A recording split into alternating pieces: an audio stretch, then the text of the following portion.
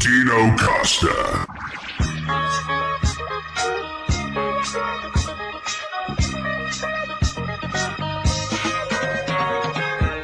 It's Tuesday across North America and around the world, and you're listening to the worldwide Dino Costa radio experience on Sirius XM's Mad Dog Radio. All right, a lot to do and a long way to go. 2 hours in the hopper, 2 to go. It is Dino Radio on your radio now on this Tuesday, July the 16th. Kaplan, do I have that right? You're correct. The first time I ever got married, of the 3 times I've been married.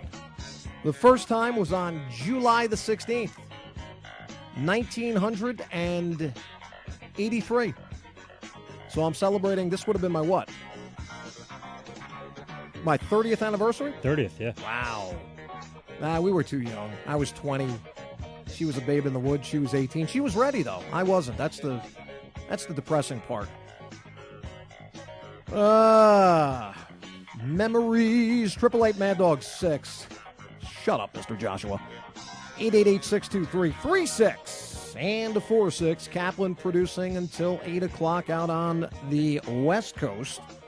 11 o'clock out on the East Coast. Scott Wetzel comes by. He's got nightcap after yours truly. Here it is. Olbermann's return to ESPN imminent, says Variety magazine. Says here that the once unlikely return of Keith Olbermann to ESPN is nearly complete, according to reports. ESPN is expected to announce within days that Keith Olbermann has rejoined the network as a late-night talk show host on ESPN2. A late-night talk show host. Now, what does this mean? This could be interesting. The news came just days after the New York Daily News, and that'd be Bob Raceman, who covers sports media for the New York Daily News, first broached the possibility of Olbermann hosting a late-night talk show on the network. And months after the website The Big Lead reported that ESPN had interest in acquiring his services, SportsCenter anchor, of course, was Olbermann from 92 to 97, and he's hosted a Major League Baseball studio show on Fox Sports, was the co-anchor of NBC's Football Night in America studio show, several years spent in cable news at MSNBC. Then he worked for Al Gore's Current Television last year, and since then, it says here he has pursued a return to sports broadcasting. Okay. Well, I don't know what he would do, and I'd love to know what the construction of this late-night talk show would be, but Olbermann, although somebody that I have a radically different outlook on from a political standpoint, I've always enjoyed Olbermann doing sports, though. And I think it's a coup of sorts for ESPN. I think Olbermann's got a lot of fans out there. He's a huge baseball fan. He knows his sports. He's got conversational ability. He's got flow. He's a pretty good storyteller, I would think. And depending upon what the construction of this late-night talk show would be, I would say that I'm optimistic, Kaplan, that maybe Olbermann goes back to ESPN and provides them with something that is of value beyond many of those absolutely valueless shows that they currently have on. Yeah, they need something. Oh, they need something in the worst way. And so Olbermann going back to ESPN looks like it's going to happen. Well, at least according to the story I just read you. I will get to your phone calls. Please be patient. I got a lot of people online. We will roll you in. I promise. The Oakland Raiders want to build the NFL's smallest stadium. And they want to stay in Oakland. Now, this is interesting because I've said that the city of Oakland, I said this 2 years ago, I think for the first time, I said that the city of Oakland could be franchise-less within 5 years. I said this 2 years ago. What with nothing but stadium and arena issues that are preventing fans of the Oakland Athletics and the Raiders and even the Golden State Warriors from looking at long-term anchoring in Oakland. Now, all 3 of those teams play in the same complex right now. I don't know if you know this. On the east side in Oakland, they've got the Oakland Alameda County Sports Commission there. They've got the Coliseum, which has been the A's home since Finley took them out of Kansas City back in the mid-'60s, and the Oracle Arena, which is out there, which has housed the Warriors for a number of years. And the Warriors are making plans to build a new arena on the pier waterfront situation, similar to the Giants Stadium, Pac Bell Park. in San Francisco. And the Warriors, if you didn't know this, came from San Francisco to Oakland, but they renamed the team from the San Francisco Warriors. They went to the Golden State Warriors, much to the chagrin of a lot of people in Oakland who would like to see the team called the Oakland Warriors. Now, it's not a certainty that this arena is going to be built in San Francisco, and if it is, it's not a certainty that the arena is going to be built in San Francisco on the location where Joe LeCobe, who owns the Warriors, and some of his other investors in the team want it to be built. It could be built, actually, from what I'm hearing lately, right next to where the Giants' beautiful waterfront ballpark is right now. Let me start with the Raiders first, because this news came out in the last 24 hours. And I said earlier on the show, I said, I have never seen as much stadium news for the East Bay in Oakland as I've seen in the last couple of weeks, or ever since San Jose sued Major League Baseball to get some giddy up on their decision on whether or not the Athletics are going to go to San Jose. Now, I have said that the A's should stay in Oakland if a stadium situation can be worked out. If it can, I would love to see the team relocate to San Jose, where I think it would be a financial bonanza for the Athletics, and this is the motivating reason why Lou Wolf wants to move this team from Oakland to San Jose. But before we get to the A's, let me start with the Raiders. Now, they have commissioned a study and found enough demand in Oakland for a stadium that would be built at the cost of roughly in the area of $800 million. It would seat just over 56,000 for football, which from a capacity standpoint would be the smallest stadium in the National Football League. Now, the Raiders have proposed contributing out of their own pocket $300 million of the proposed $800 million that it would cost to construct this new stadium. The NFL would agree to kick in $200 million from what they call their stadium loan program. This would leave, of course, $200 and $500 if it cost $800. Ladies and gentlemen, that would leave a deficit of how much to get it completed? Right, $300 million. Where's that money going to come from? Herein lies the rub. Councilman Larry Reed out in the East Bay acknowledged that public money would be needed to help cover stadium construction costs, and he himself would not rule out supporting public money for a Raiders new stadium. And if you want to know how I feel about the Raiders have got to remain. I don't care if the A's move to San Jose or Timbuktu, or if the Warriors move to San Francisco or San Quentin. The one team that must remain in Oakland are the Raiders. The Raiders have got to remain in Oakland. So by hook or by crook, they have got to figure out a way to get this done. And as the story in today's Oakland Tribune mentions, there is a growing urgency within the city of Oakland to strike a deal with the Raiders to keep the team from moving to or back to Los Angeles. Of course, the endless stadium scenarios that we have sifted through over the years since I've been here concerning the city of Los Angeles reacquiring NFL football. Again, I've said this a million times. Let me say it 1,000,001. I think that the city of Los Angeles, as an empty, vacant NFL market, it serves the NFL's purposes a hell of a lot more than if that city is filled with an NFL team anytime in the near future, because they use it for leverage purposes and they use it wonderfully. So, but the Raiders have got to stay in Oakland. There's no deadline. They have not given a deadline. The Raiders say that their struggle to privately finance the stadium all by themselves stems from poor corporate support in the area. A story goes on to say that the 49ers have generated more than $400 million. Listen, this personal seat license bullshit has got to stop. I mean, this is, you know what this is? This is legal extortion is what it is. And people fought, the Giants had it when they opened up that ballpark. But the people continue to fork over the money. The 49ers have think about that. Personal seat licenses. In other words, if you want to buy season tickets for the 49ers' new stadium in Santa Clara, where Super Bowl 50 is going to be played, if you want tickets to 49ers games, you want to buy 4 tickets, where do you want them, sir? You want them over here? Okay, fine. We can sell you the tickets. By the way, it's going to cost you $20,000 for a personal seat license. What is that? That means that we're going to charge you $5,000 for the 4 seats per seat. For the 4 seats, so 5 times 4, $20,000 just for the right to then purchase your season tickets on top of the $20K that you're going to pay us for us allowing you the privilege and the right to go ahead and purchase the tickets. Now, if this is not legal, and this is, by the way, Goodell says this is good business.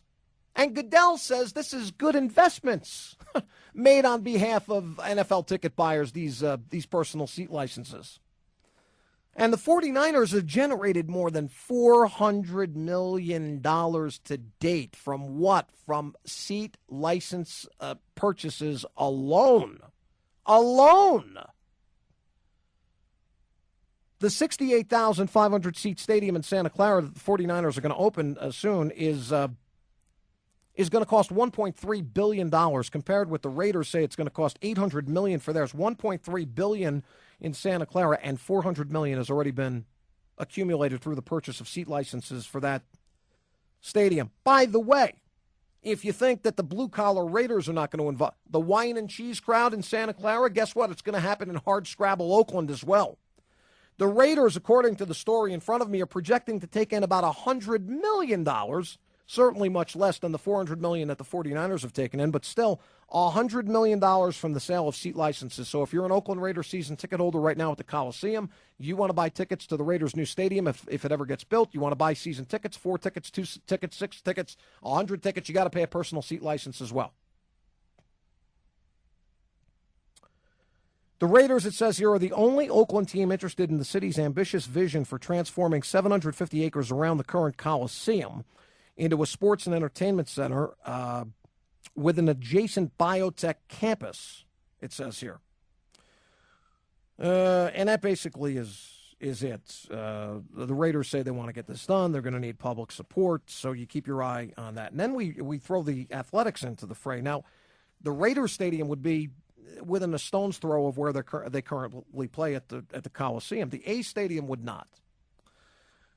The A Stadium would be built on a place that I talked about a couple weeks ago when this first came into the news. It's called the Howard Terminal, and this is down by the waterfront. And what they hope to do here is they hope to build this ballpark, which would be almost, in many ways, very similar to what the Giants did on the other side of the bay.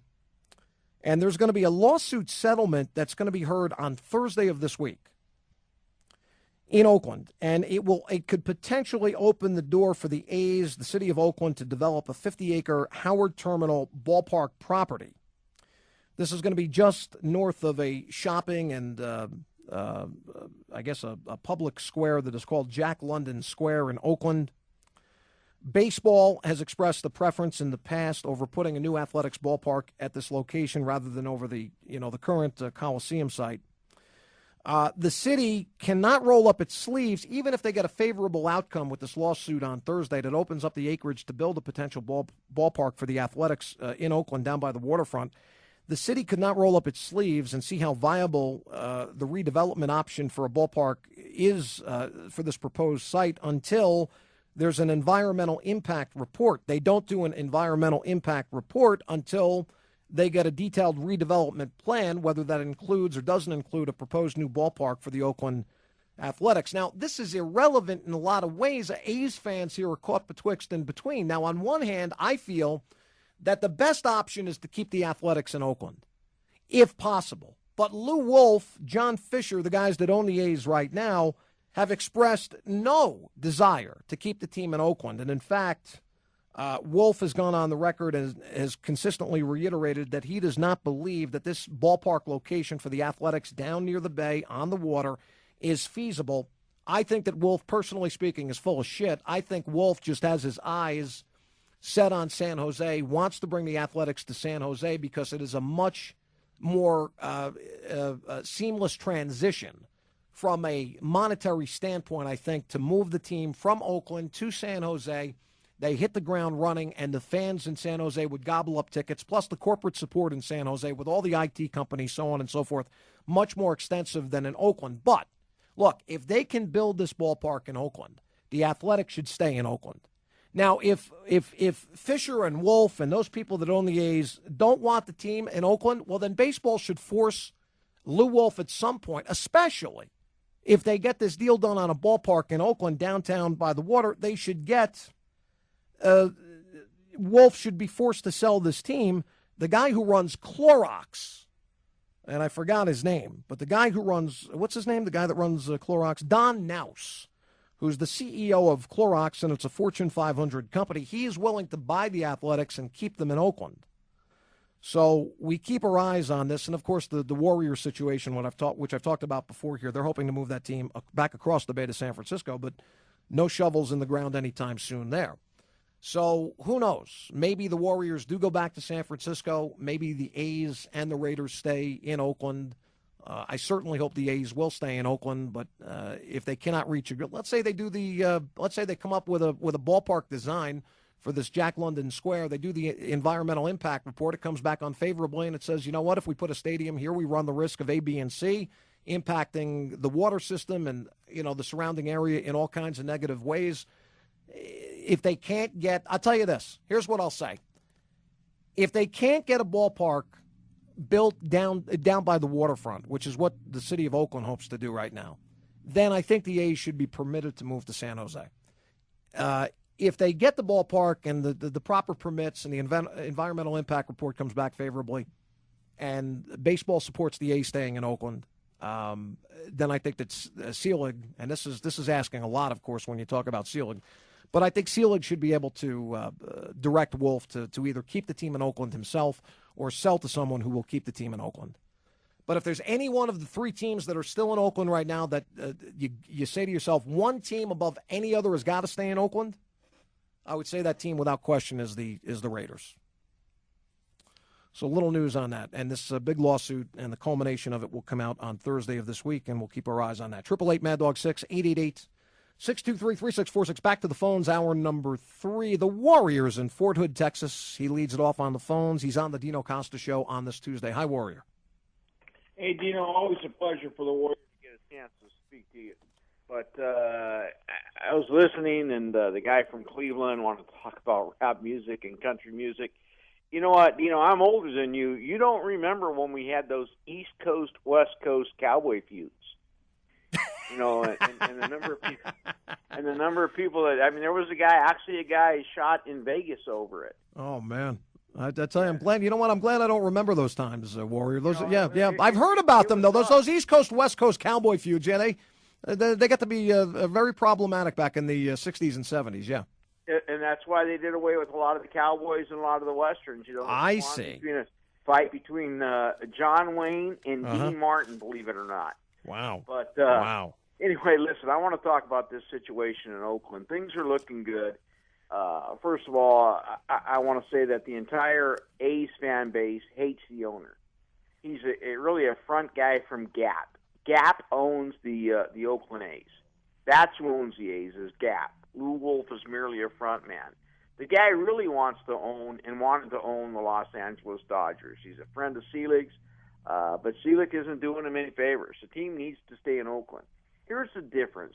If the Warriors move from the Oakland Coliseum to the riverfront over there just across the bridge from Oakland, they're still the Golden State Warriors, and I'll follow them. If the A's move to San Jose, and you and I go back years on this, you know what a big A's fan I am. You know what a big baseball fan I am. I'm not a jump on the bandwagon A's fan.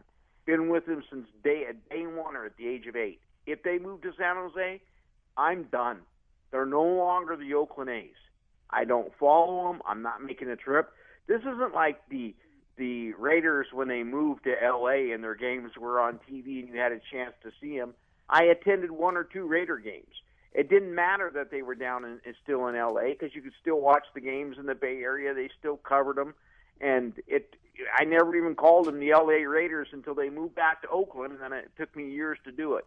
That's different. This is baseball. This is something that hits home. I don't want to see them move. It'd be nice to see that ballpark there at the old Oakland terminal, the Port of Oakland or Howard Terminal. Well, now listen.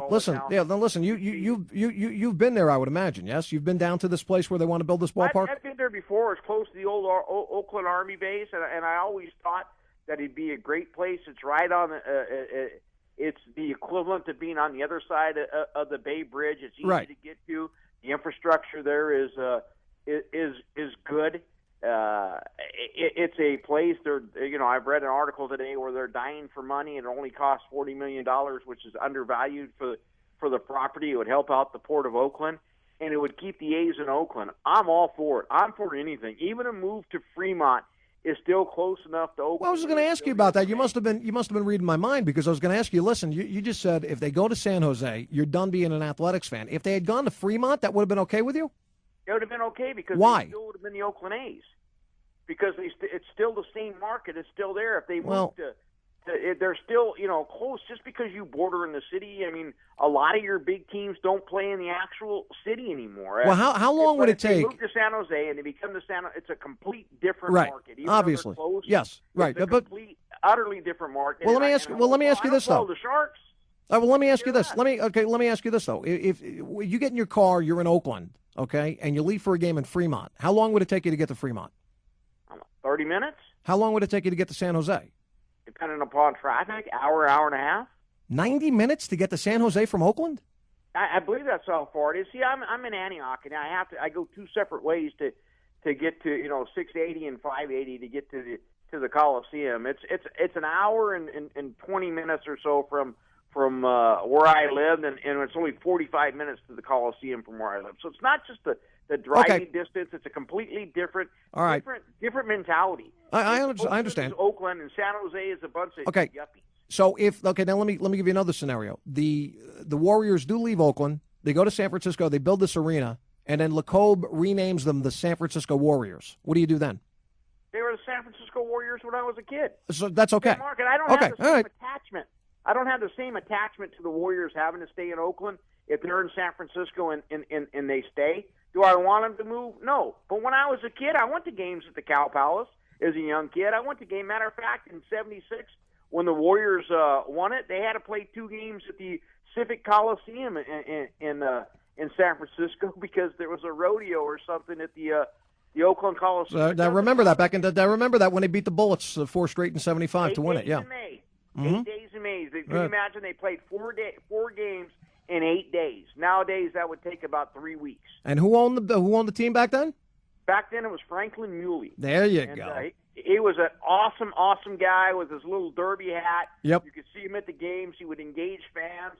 He wouldn't argue with fans. He'd debate fans about players in the NBA. He was just a great guy. Bill King did the play-by-play, one of the greatest broadcasters ever. Anyway, Dino, I've taken up a lot of your time. I love this, and like I said, I go all the way back. I love the Golden State Warriors, obviously, with the nickname. I love the A's because of where they're from, and I love the Niners. Everybody else is secondary to me. I'm a Bay Area guy. I don't consider San Jose to be part of the Bay Area. All right, Warrior. Thanks for the call. Appreciate it. I remember Franklin Muley owning those Golden State. Yeah, he used to sit in the stands, watch his team, and I remember that '75 NBA Finals between the Warriors and the Bullets. I can still see number 6, Mike Reardon, being freaked out by Rick Barry, jumping on his back during the, I think it was Game 3 of that series in Oakland. The Bullets and the Warriors. Only world championship. Al Attles was the coach of the Warriors back in '75. But, okay, so the Warrior, he says if the A's go to San Jose, he's out. He's out. He won't go with the A's to San Jose. To Jack in Palm Beach, Florida, USA. He's on the Dino Costa Show, Hour 3 on this Tuesday. Hi, Jack. Dino, great show. Always appreciate it. Thank you. I agree with your rap scenario. Rap, as far as I'm concerned, left when Will Smith got into the movie business. I mean, that's real rap back then in the early '70s and so forth. Mm-hmm. In respect to the new ESPN announcer, I can't even say his name. I disgusted with that guy so much. But if anything, it's going to help out with the security business and for any 6'8" Connecticut female basketball player that he attempts to stalk when he gets back to ESPN. What are you talking about? When he stalked Rebecca Lobo. Keith Olbermann stalked Rebecca Lobo? Keith Olbermann got caught stalking Rebecca Lobo back in that was way back when Rebecca Lobo was playing basketball for the University of Connecticut. That was his girlfriend. and I didn't know that. breaking up with them, and he started stalking her, and he ended up, at least that's what Rebecca Lobo is pronounced, and I think you can look that up, but I can't stand that guy. I think his ratings were horrible wherever he's been, and I think he brought down the NBC football when they put him on there, and he started professing his political viewpoints and as it pertains to the NFL football product. And I just think I don't like ESPN. I don't like the way they monopolize things, so I'm happy he's going there, and I hope somebody else picks up the torch and starts handling it the way they used to handle it back in the Bob Lee Berman days early on. Well, I'll tell you, I mean, there's no secret. I'm not a fan of Olbermann's politics at all, but I've got a healthy respect for him in terms of his sports acumen and his sports history and his recall and his ability to have a point of reference that, what's refreshing. How old is Olbermann, by the way, Kaplan? Get his age for me. Because what else is refreshing about Olbermann is that, I just mentioned it, his point of reference, extends back to more than just like 3 years ago. So I can have respect for someone who can talk about sports going back a significant distance and not somebody who doesn't remember things from 10, 15, 20, 40 years ago. How old is Olbermann? He's 54. 54.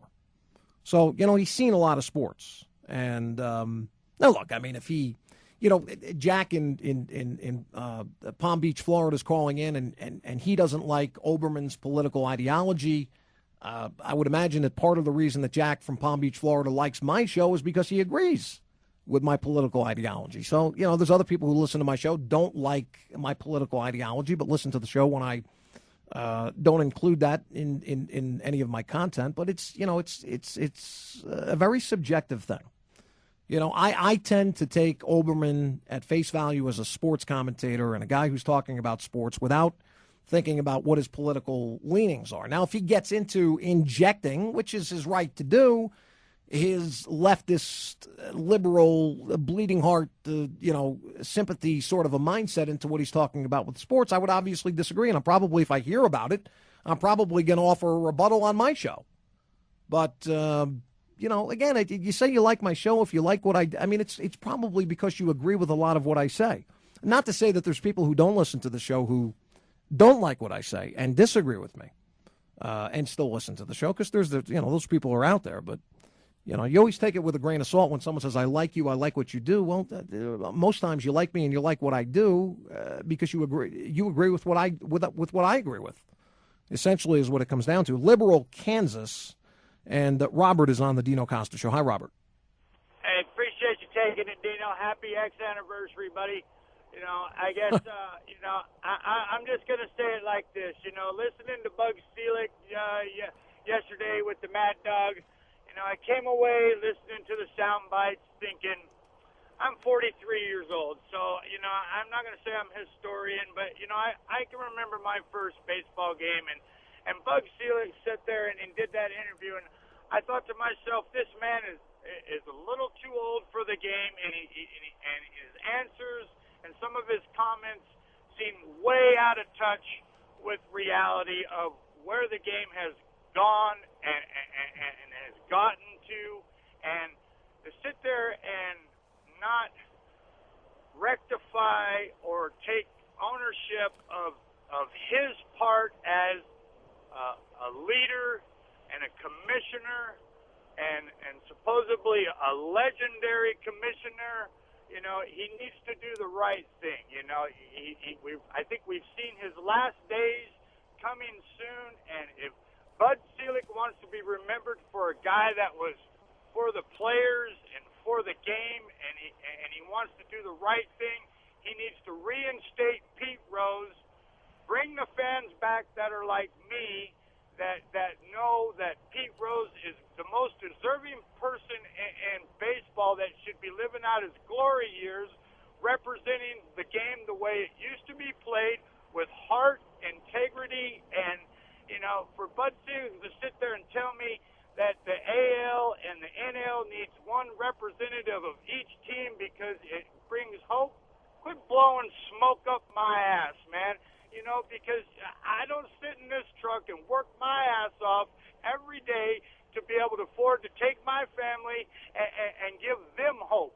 Well, because you know what? my family did. They gave me hope, and it was through the game of baseball that I learned a lot of morals and a lot of things about a true man. And Bud, Robert, I didn't hear the interview. I didn't hear the discussion when he was on the channel. The only thing that I heard was the sound bite that Kaplan had played on the show yesterday and last night. Outside of that, I didn't hear it, so I can't really comment on it. I did see today where Selig said in separate interviews that he believes that the game has never been cleaner since he took over as the commissioner. Now, listen, that's conjecture. That's speculation on a lot of fronts. I have never been a fan of Selig since the first day he walked into the office. So my critique of Bud Selig has nothing to do with the last 5, 10, or 15 years. My critique of Selig has been the moment he walked in as the interim commissioner, if you remember.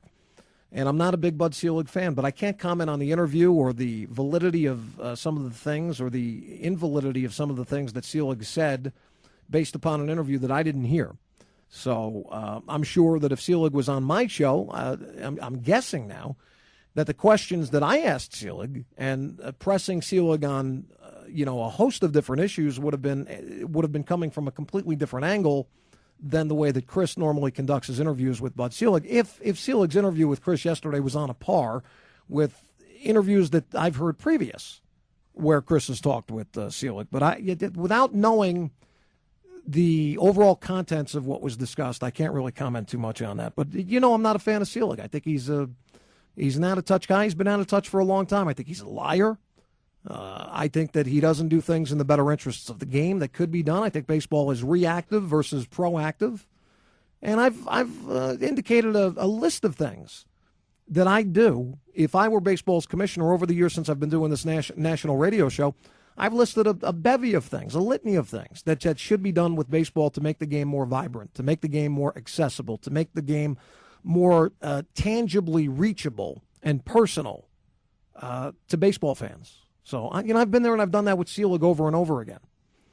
I did mention yesterday that Selig mentioned to Russo during the clip that I heard that the game used to be played at a higher rate of speed. I don't know if Chris ever reapproached and asked Selig during the discussion, well, you mentioned before that the game used to be played at a much more rapid pace. What are you doing in terms of looking at accelerating the pace of the game now? I didn't listen, so I don't know if Chris did. I know that's something I would have done. I don't know if it's something that Chris did. Probably not, based upon, previous interviews that I've heard Chris do with Selig. To Houston, Texas, Joe is on the Dino Costa Show, Hour 3 on this Tuesday. Hi, Joe. Hi, sir. Thanks for taking my call. You were talking about earlier about how Fox is going to do more. You figure they're going to do 1, 2, 3, 4. I mean, we laughed at dodgeball when we heard on the ESPN Ocho that we were doing dodgeball tournaments. But I mean, is there enough sports that they can get away with doing it? I mean, it seems like what you sound. By the way, happy X anniversary. I got 2 of those too. So, but anyway, but just to say that it used to be a lot of things on free TV. Now it's all on cable TV, and we have to watch it. And it's a shame that everything's going that way because some people are out of touch with what's going on. I mean, try not watching Sports Center and watching it on your local TV station and finding out what's going on in the world of sports is like non-existent for the most part. But I'm just saying is that I'm surprised that everybody was all up in arms about the University of Texas coming on with their own local show, and it hasn't really blown up in this area like I hoped it would or that it would. But I'm surprised that other teams like Alabama or Notre Dame or other ones have not approached Comcast Sports or Fox or tell them, hey, why can't we do something like that? I mean, it was only meant to showcase the athletes, but back to my original point was that I just don't think that there's enough sports. I mean, if you remember the days of ESPN, we were watching Australian rules football, which I thought was kind of cool, but and rodeos and things like that. Now they're not even on any station. All right, Joe, you're sort of confusing me because you're going around talking in circles here. Your point being what? That is there enough sports to compensate for not only FS1, Fox Sports 1, but Fox Sports 2, potentially Fox Sports 3, so on and so forth? Yes, sir. That would be what my question Well, I guess a lot of that depends on what their programming objectives are going forward, what kind of vision they have for what kind of programming they want to put on. whether it's play-by-play programming, whether it's deals with conference colleges for football and basketball or other kinds of sports and studio shows and so on and so forth. I mean, the palette it could have a whole bunch of colors on it. And depending upon how big that canvas is, who knows? I would think that with the rights fees business being what they are, the competition stacking up more and more every day, and Fox Sports going to war with ESPN, so to speak, with this new introduction of this channel, that if they continue to acquire things or if they have the intention of acquiring properties that are held not only by ESPN currently, but by other sports cable television properties, that obviously 24 hours with one channel is not going to work. So that's why I say you can almost count upon, shortly after Fox Sports 1 introduces itself, you're probably going to be able to see Fox Sports 2, maybe Fox Sports 3, and who knows where this whole thing ends. St. Louis, Missouri to the heartland is Josh, and he's on the Dino Costa Show, Hour 3 on this Tuesday. Hi, Josh.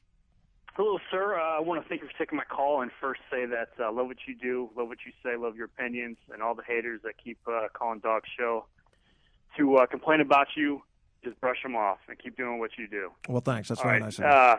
Just to get to my point, I got two questions, and I'll let you decide which one you want to attack.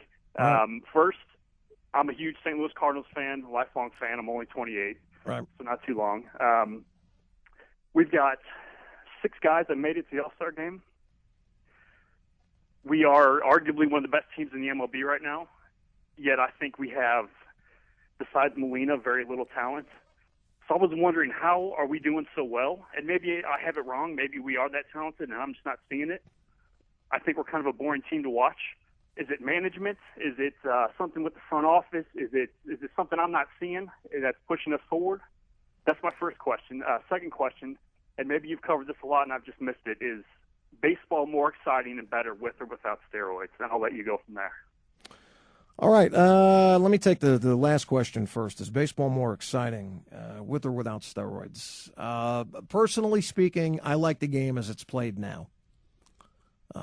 This iteration of the game, to me, I like the game played well, pitching-wise, defense, hitting.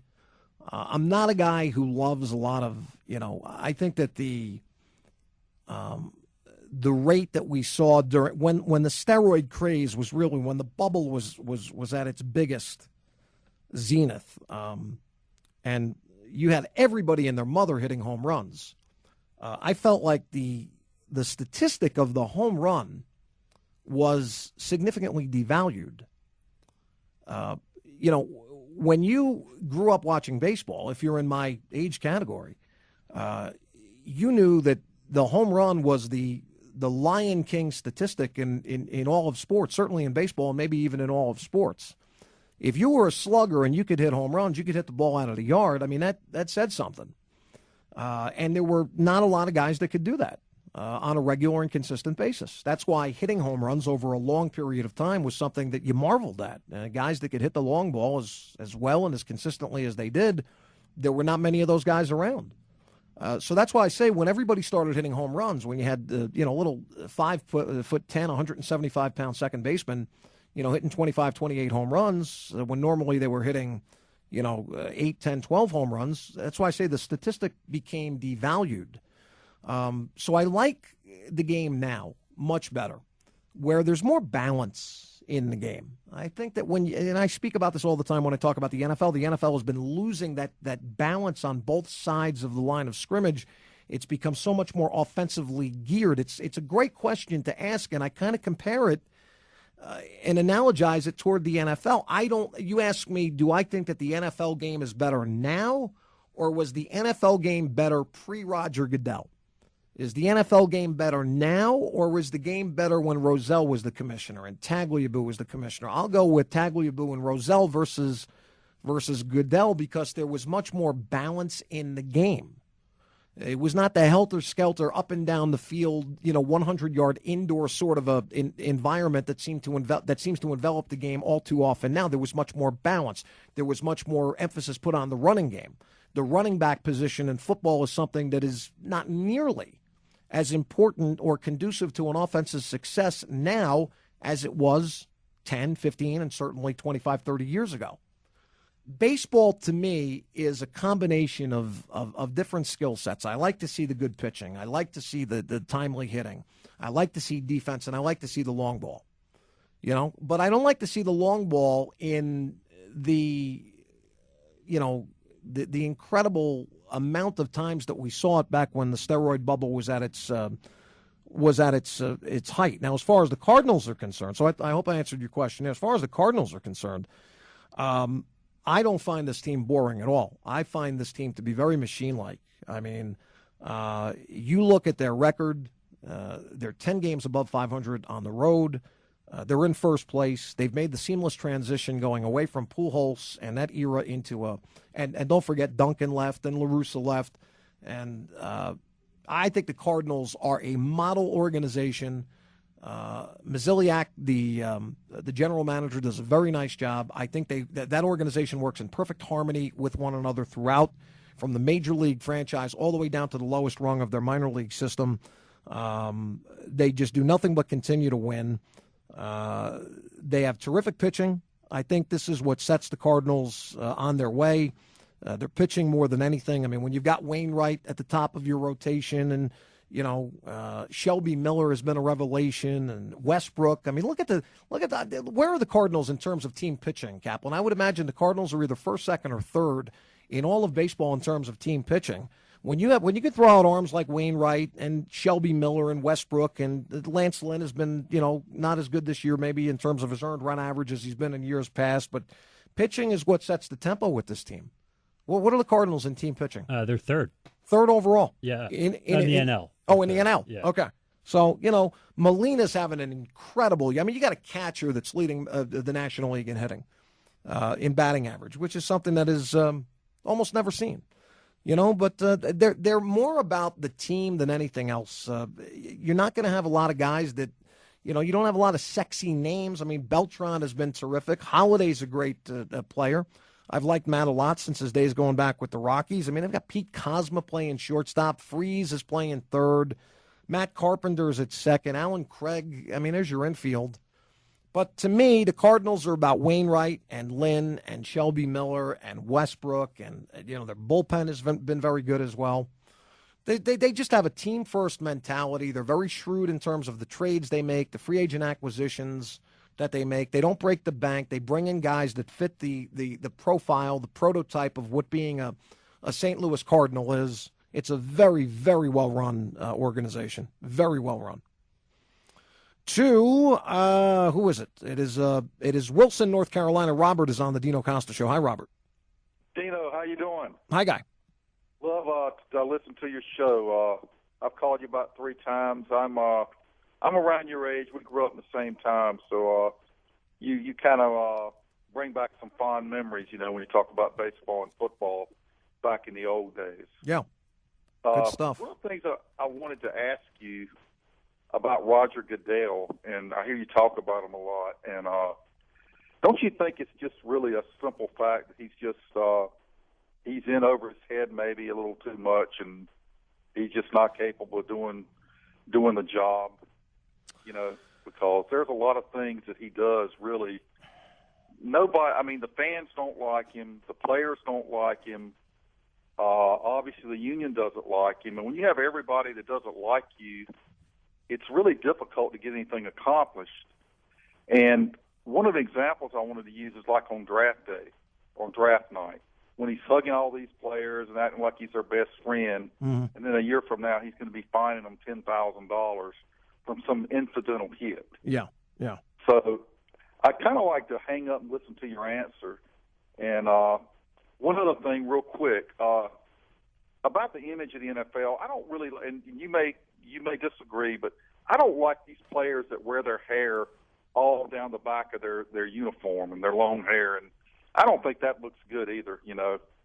I'd like to see that cleaned up a little bit. Well, that I think is up to each individual team to whatever kind of look that they have on the field. You may be talking about Troy Polamalu, for instance, with the Steelers. I think that is in the hands of each NFL team in terms of what their views are on that kind of stuff. But in terms of Goodell, listen, I don't know what else to say about Goodell that I've not said I've tried to expose this man as a complete and total fraud. Is he in over his head? I don't think he's in over his head so much as I disagree with 99.5 out of every 100 decisions that he makes.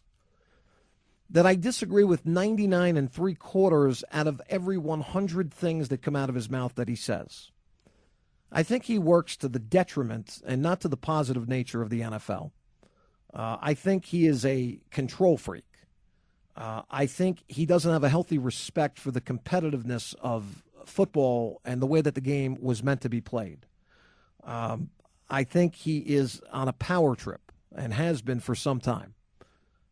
And I can only hope that Roger Goodell's tenure as the NFL commissioner is a short one, because as I continue to tell these owners, and whether or not they're going to listen to me, I have no idea, but this man is hell-bent on either directly or indirectly destroying the last vestiges of what really made up the great, not only the great league that the NFL was, but the collective industry of the great sport of football. Goodell is working to just prune away at the great sport that is football, and certainly of the National Football League. St. Augustine, Florida. Ponce de Leon landed there, they tell me, Kaplan. It's the oldest community in America. It's right there below Vero Beach, not Vero Beach, but Jacksonville, Florida. And Pat is on the Dino Costa Show, Hour 3 on this Tuesday. Hi, Pat. I'm glad you know your history there, Dino. Come on now. Can't get that past All right, me. my man. I know you're at Jacksonville. You spent a little time here. But St. Augustine, you're right, oldest city in the United States. We love it over here. A couple of comments that I wanted to bring up. You're fortunate that you didn't get to hear Chris with Selig yesterday. How come? It was embarrassing. I mean, this is one of the comments that just stuck in my mind. I really haven't heard anybody bring it up that much, and maybe Kaplan can find it. For 5 minutes, Selig hung his hat on the fact that 5 years ago, he personally was responsible, without anybody else's telling him to do it, for banning amphetamine from Major League Baseball. That's what he's hanging his hat on. Wow, did he really say that? Did he really say that? You look it up, my friend. I unfortunately was stuck in the car and had to hear. And then this is what he considers this to be a major notch in his belt? I swear, I thought I was hallucinating at one point. This is what he's saying, and I'm thinking to myself, you mean the greenies that the players in the 70s were taking, you wiped it out 35 years later all on your own? That's pretty impressive stuff right there. Listen, I wouldn't have expected anything different. I got to go to a break in about 30 seconds, but go ahead, Pat. Yeah, it was comedy. But the one thing I wanted to say is yesterday Selig and the boys passed legislation that sexual orientation now is going to be watched closely in the locker room. And again, go look up how many different sexual orientations are there. Are they asking guys if they're pedophiles? Are they asking guys if they like voyeurism? What are they doing? They're just focusing on homosexuality. That's a pretty broad. Thank you, Pat, in St. Augustine, Florida. That's a pretty broad spectrum there. Oh man, and you look at all these commissioners: Selig, Goodell, Stern. Thank goodness he's leaving. He's leaving about 5 years too late, as far as I'm concerned. Bettman's the only one I have any kind of a sense of an appreciation and respect for. Back with more Hour 3, the Dino Costa Show on a Tuesday, Sirius XM's Mad Dog Radio.